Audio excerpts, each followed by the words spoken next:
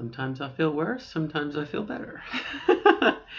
Hey everybody, I just talking to myself while I was waiting for the machine to start here. It's November 5th, Sunday, kind of late at night. Well, late for me, it's like 7:30 on the new time, which is 8:30 on the old time, which is about my bedtime anyway. But today's day 1177, if you're keeping track. Um, Been a rough day, and I'm not necessarily sure I have a topic or a single thing. I'm just kind of sharing. Um, Most of today, I have felt like I have sadness within me that is just on the surface of coming out. It's just on the surface. I feel like I feel like I'm a dish rag, and I've got a lot of water in me, and I'm just waiting for someone to wring me out and release the pressure, release the sadness, and put me on the rack to dry, and I will be well. But I just can't seem to push through that, sadness, and I have a hunch where it's coming from, but I'm not 100% sure. Um, my daughter had the opportunity today to spend some time with my ex-wife and her girlfriend, and I think trying to let my daughter see her and whatnot. And I was very happy for my ex-wife to find someone else, as well as someone that would be nice to be a, you know, you never know. Life is chaotic. You never know what's going to happen to you. I mean, I could get hit by a car, or that piece of Skylab that I know Skylab is going to come down and hit me someday. And so, it's nice to think that someone else will rise to the occasion and help out if you're unable to as a parent. Not to replace you, but again, it's nice to have people on your team. It's nice to have people that will be able to help out. Knock on plastic table here. But part of me was kind of sad, and I don't have that in my life. I have my daughter, which is awesome, and I love my daughter very, very much. But it's a different kind of love. It's a different kind of person-to-person contact between a man and a woman, or two women or two men, on a romantic, and also just your soulmate. That shit. So part of me, I think, was a little sad, a little emotional, and also once my daughter left for a couple hours, I didn't know what to do with myself. I'm not a helicopter mom here, but it was like, what do I do? You know, and that made me a little nervous too, or a little bit, you know, not hooray, she's gone, but what do I do with myself now? Whereas like right now, she's in there playing on the in the game room. She's in there playing on the Xbox. I know where she is. I mean, I'm we're both safe in different parts of the house. But in a way, it made me like, what do mothers go through when their children leave the house? I guess that's the empty nest. Um, but it made me kind of sad. It was like a sadness that my baby was gone for a while, and then sadness that I didn't have someone to be with. And I know it's not. I know it's not. I mean, we're not there yet, but ooh, almost came out. Ooh, almost came out. But I am afraid of being alone. And I think that's part of this deal. There's so much positive that comes from this experience. There's so much positive that comes from it. But there's a lot of drama too. And you know, you don't know until you know, Hamlet says about the undiscovered country, and we just don't know till we try it. We don't know till we get there and we see what it's about. But some deep vibes there. um, but I think part of the process too. Part of the process too. And I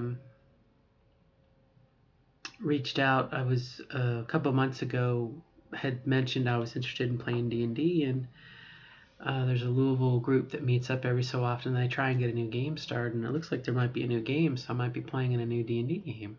And part of me today, as I got the email from the DM, and he introduced himself and talked about who he was, and he has a son, and I was just sitting there going, "Are you single?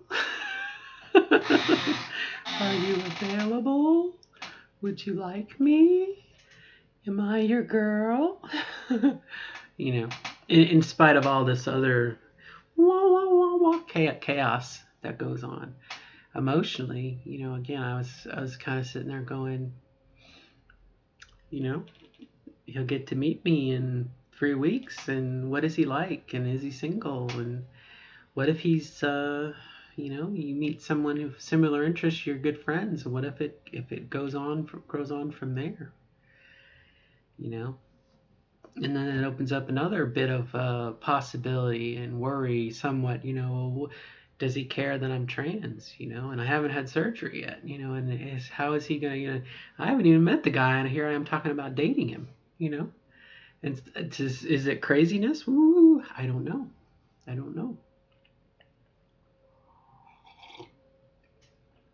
But that's where I am today. 1 year and 177 days. I'm about a week shy of 18 months hormones, and definitely different. The mind is so different, and sometimes I feel like, and this is going to sound so obvious, you're going to go, duh, but I feel between two realities somewhat, if you can imagine. I don't, I'm definitely not a guy, okay? But I feel somewhat like I'm lacking because I don't have a clitoris. I don't have a sex.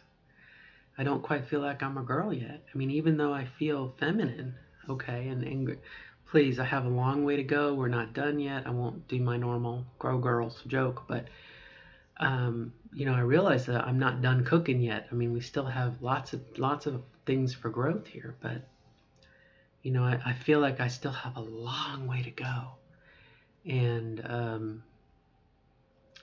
that's where maybe I feel like I am still between two worlds somewhat, and I don't know. I definitely have left one world behind me, and I'm leaning over a lot into this other world if I haven't already taken both steps into it. And I know that I'm moving in the right direction. I know that I'm going in the right direction. I have affirmation that I made the right decision, and I don't have any regrets for what I've done. I'm looking forward to the opportunity, but I still feel like I have so much to go, and I'm kind of caught in between, and it's kind of like that rag that needs to be wrung out. It's like I don't quite have the, my girl meter is the needle has definitely gone past the middle point, and now I'm in the girl world, and I'm getting more and more girly, if for lack of a better word, female, but I'm not done yet. And I guess that's where that worry comes in, well, if I meet so and so, is he, could I even meet his expectations? And of course I won't know till I get there. But that's our mind. We do those kinds of tricks. But definitely a disturbance in the force, for sure.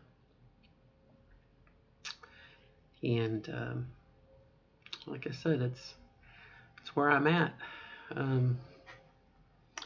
My daughter started to share some of her manga with me, and it's something she's interested in. As a parent, you want to know what your kids are reading and what they're up to, and so I kind of started to read it, and I love manga. I mean, obviously, I love comics and everything. And today I asked for another book because I want to continue reading the series. And she said, no. She said, those are kind of my books, and I bought them with my money, and they're for me. So,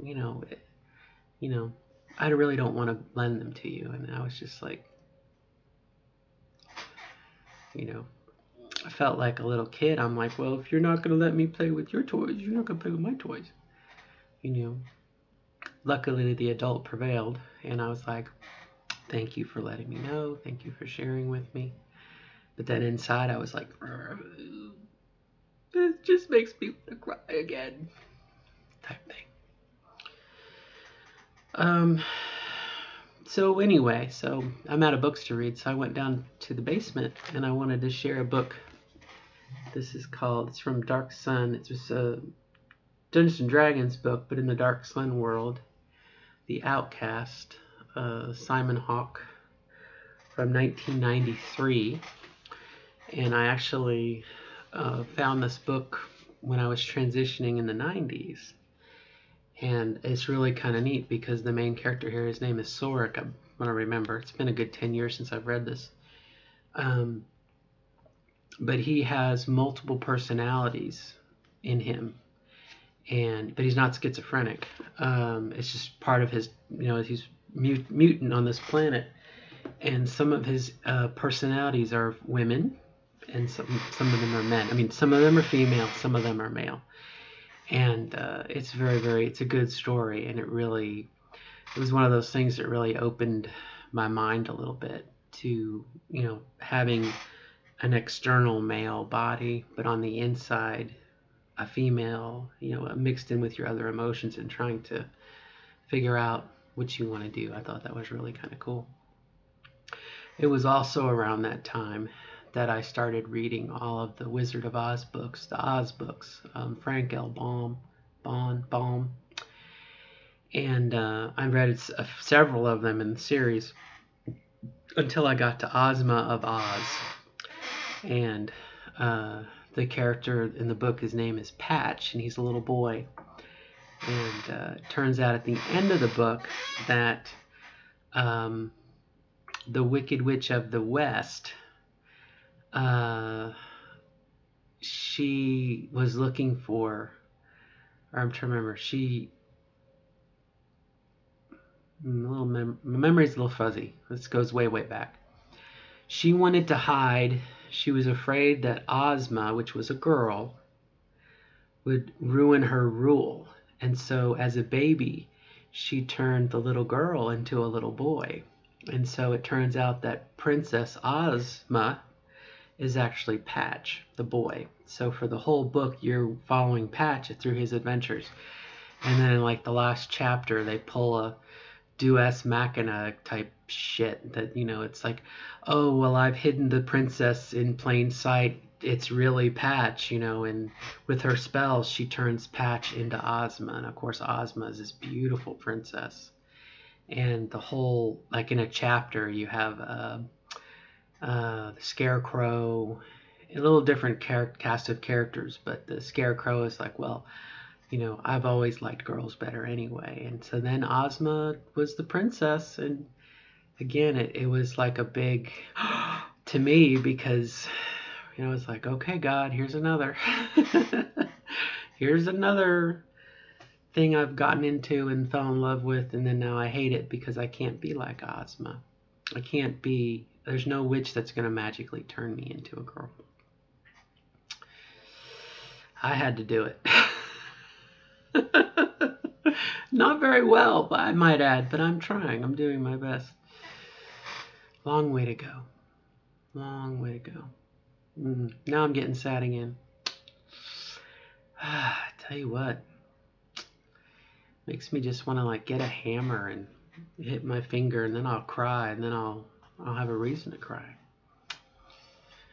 But that's the condition, and that's where I am on my transition, and that's what this blog is about. So I don't know if we've cleared any air or made any progress, but I do feel better for at least sharing it.